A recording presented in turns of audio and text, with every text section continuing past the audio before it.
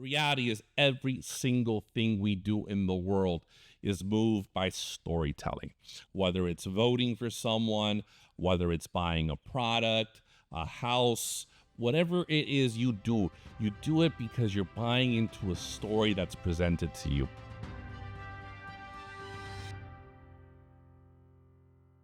Welcome back, everyone. I'm your host, Rolando Bonilla, and welcome back to now season 2 of the Bridging the Divide podcast.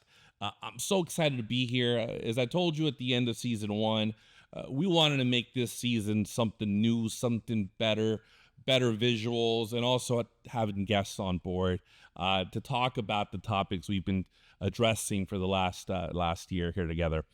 Now, for me, one of the things I enjoyed doing in season 1 was answering your questions. The engagement that I got from you was not only inspiring, it only further drove home the point that there was a need for this type of information. As I've said before, I don't claim to be the expert, but I do claim to be the expert of what's worked for me. What's not worked for me, what's worked for me, and what has led me to the point that I am in life right now. So what I was going to do was have a guest for episode 1 of season 2, which is what I'd committed to you.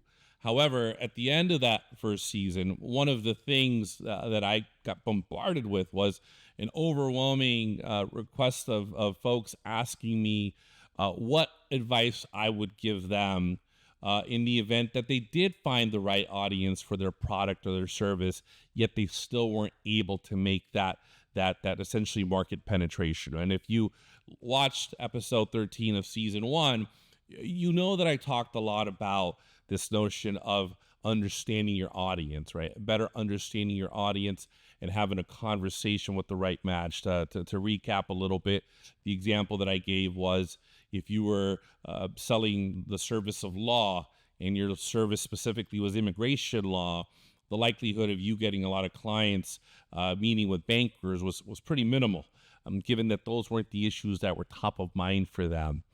So yes, understanding your audience is a big part of it. But I would say, to the point of the questions that I received at the end of season 1, I would say that the just as important, if not more important, is the understanding of how to properly storytell. The reality is every single thing we do in the world is moved by storytelling, whether it's voting for someone, whether it's buying a product, a house, whatever it is you do it because you're buying into a story that's presented to you. I'll give you a great example. Most people don't realize that the vast majority of sunglasses are made by one company in Italy. That company makes everything from Ray-Ban to Chanel. So essentially, if you were to buy any one of those glasses, you're buying from the same fashion house. But that's not true. When someone buys, for example, a pair of Chanel glasses over a pair of Ray-Ban glasses, they're making the choice to buy into the Chanel story over the Ray-Ban story. Same the other way around. When I'm buying Ray-Ban sunglasses over Chanel sunglasses, I'm making the choice that that's the story that I'm aligning myself with. And that's an important example because remember what I said earlier, they're both made by the same sunglasses company. So essentially you would argue it's the same workers, same factory, same products. So are they really different? Well, from a practical, tangible, they're sunglasses, right? They're tinted glass, plastic, a little bit of aluminum, but that's not what you're actually buying. You're buying the story. You are choosing to buy into a story that you feel best aligns with your values, reflects who you are, what you enjoy.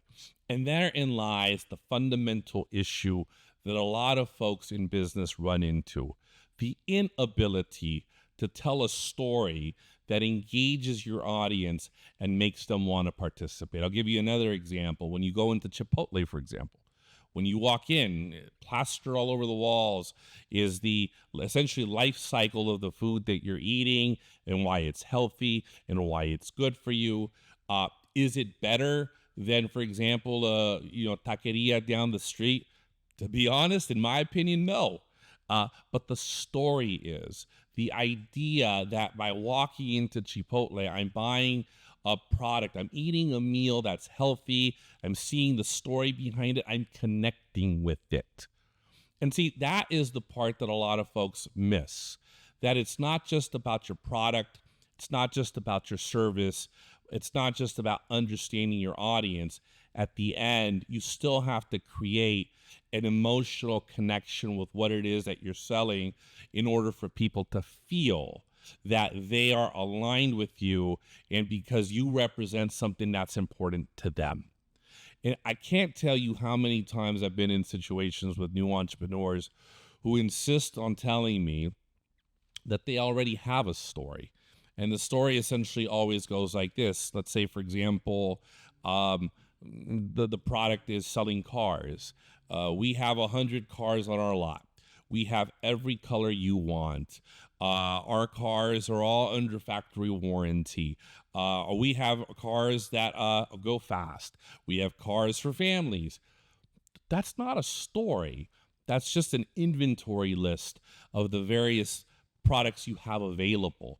Yet you go to the neighboring lot, let's say, for example, Ferrari, right? They're selling cars, but bigger than that, they're selling a story.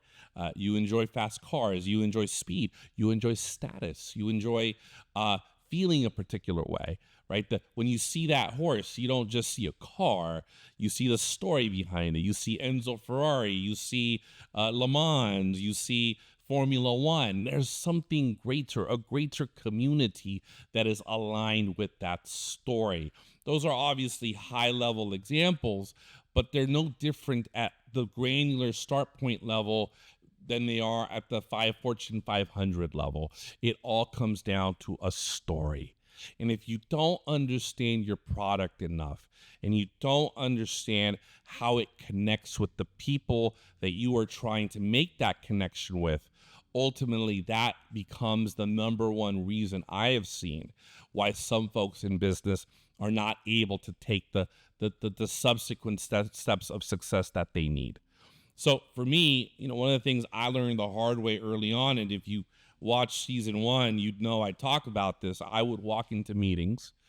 If the meeting were 30 minutes, sometimes I'd spend about 20 to 25 minutes giving you an inventory of every single service my company provided. Maybe I left 5 minutes for a question or two from the person I was meeting with. I walked out. I felt like I crushed it. I did well. I, gave you 25 intense minutes of me just nonstop talking to you. And then I wondered why, after such an amazing oratory feat, I was still sitting there not getting any traction. And besides the more important point that I wasn't even giving the folks in front of me the chance to actually tell me something so I can learn and listen, I also was missing the opportunity to tell a story and how my story intertwined with their story. Because whomever you are meeting with, it's not just about your story, but it's about understanding the story that's in front of you and how they want to enhance their story by marrying themselves to the story that gives them that best capability to do so. And so for me, throughout my career, not only in business, but also in politics, as you know, politics is sales. It's those conversations. It's that emotional connection. What I've learned along the way is that the development of a story will always trump a good product. And the reason that's the case is because people want to feel connected to it. That's not to say you should not have a good product, because ultimately if your product is not a good one, they won't buy it again, and then they'll leave horrible reviews and other people won't buy it. What I'm saying is your product doesn't necessarily have to be the best one on the market yet. However, your story does. Because if you tell that story, what's going to happen is that people are going to be much more emotionally connected to what you have to say, right? They're going to be much more inclined to want to align themselves with you. They're going to be proud about telling other people that they're working with you, or that they bought your product, or that they, are in some way now a part of your story. And that to me is something you can't take for granted, right? I'm not saying go out there and spin and be inauthentic. That's not what I'm saying. What I'm saying is literally sit down and ask yourself, what is your story? Is your story the team that has built this product and what it meant to you, and what is and how you were driven by your desire to solve a massive problem in the world? Is your story, for example, in my line of work where I started, is your story that I will tell a story that enhances your overall position and protects you when you're in situations that can be difficult in the court of public opinion? Is your story, for example, that you only use the best products to make the best food because you're health conscious and you want people to be healthy and live long, prosperous lives? Whatever that is, you have to do it in a way that resonates with the audience that you are identifying as important to you, right? So I'll give you another example. Back to food. If I had gone to Chipotle and they simply said to me, we have beans, we have rice, we have meat, well, that's great, but it doesn't make you stand out, right? It's no different than everyone else that's selling a burrito. That's what they sell, right? On the other hand, when they buy into this, their story is twofold. They have a corporate story that, McDonald's was at one point their partner. When you go inside, you, again, as I said earlier, you see the story of how healthy the food is and the processes they undertook and how they pay attention to detail. You're buying into a culture there. You're buying into this notion that if I go to Chipotle, I'm eating healthy. Is that true? I don't know. But what I do know is that people are buying into that story.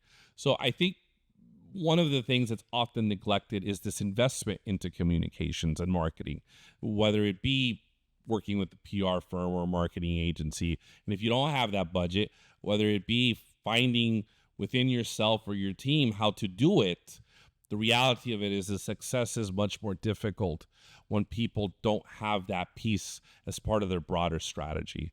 I cannot tell you how many times I've run into amazing products that, although I thought the product was amazing, I did not feel they were going to get traction because the reality of it is I couldn't connect with the story.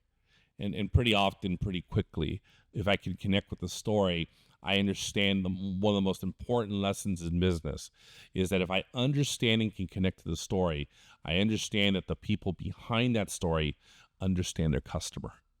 Because the story at the end of the day is that taking the time to respect and appreciate your customer, so much so that you're telling them a story that they can connect with, they can feel proud of being affiliated with, and that they are excited to talk about.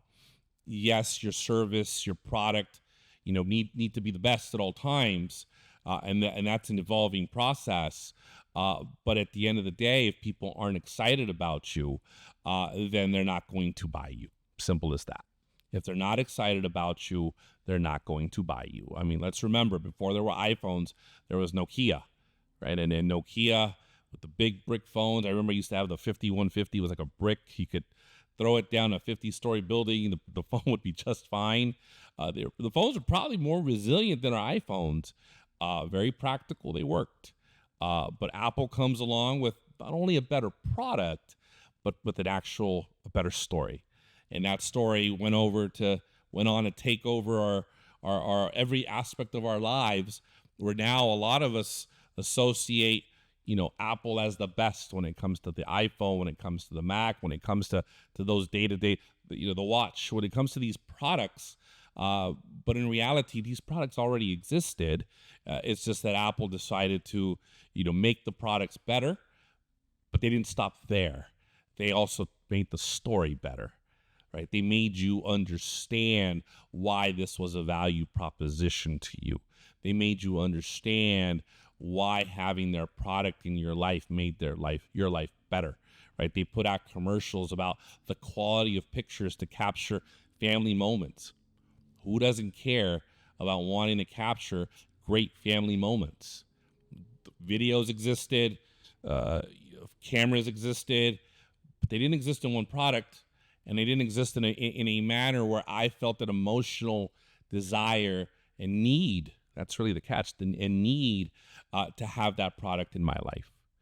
So I would say to all of you that are starting out, again, the concept being bridging the divide, right? Some continue to ask me why I'm not getting deeper into policy and political conversations about bridging the divide. We'll get to that. My initial thought on this is that I want to start bridging the divide by actually trying to bridge the divide with knowledge. A lot of us lack access to knowledge when we start. That access to knowledge makes that divide even greater. So I'm spending my time here sharing with you the things that I've learned along the way that have worked for me. And I would say undoubtedly an investment in communications, an investment in public relations, an investment in, if you don't have the budget for that, people within your team learning about it, and trying to understand at the very least the core principles of doing that will put your company in the best position to really move itself forward, and at the same time force your team to constantly have the customer top of mind, because those stories are essentially that. You understanding the language your customer speaks and speaking to them in that language, which is why they were a good fit in the first place, because you just further verify that you understand them, that you are aligned with them, and that you are a part of their community. That's really where a lot of this begins and ends from the success standpoint. A couple of weeks ago, I was telling a friend, great product, but he needed help telling that story. He needed help understanding how to better connect the dots in terms of explaining to the public the value proposition he has to offer. And the product is amazing, but without that next step, there aren't really going to be too many opportunities for people to buy in, because they're not connected to that product. They don't understand that product. They don't buy into that product, right? I go to IKEA. I know that the story is to get furniture at less cost. The catch is that I have to build it, but I've bought into that. So going to IKEA doesn't bother me, because I know exactly what community I'm walking into, and I know what community I am now a part of every time I make that purchase, meaning I know I've got to go home and build whatever I just bought. But I don't mind that, because that's the story I've bought into. That's the story that resonates with me. That's the story that I get. So I think my lesson for the day today is invest as much as you invest in your product, invest into storytelling, invest into creating that arc, creating that, here is our product. You are the audience. Here is how this product is going to make your life better. Here's why we're committed to it. Here's our team. Here's why they're committed to it. That, to me, will ultimately always garner a level of success, will put you on the best path to really move forward. I have not seen, and again, not that it hasn't happened, just in my experience, I have not seen circumstances where a product is so good that it lacks a story, right? You look at Facebook. There was MySpace before Facebook, but Facebook's story was better. People bought into that story. MySpace isn't here anymore. Facebook is, or Meta, or whatever they call themselves now. So to me, that's what I'll leave you with. Focus on the story. Focus on that energy. And if you do that, you'll get great results. All right, everyone. Thank you for tuning in. I'll see you next week.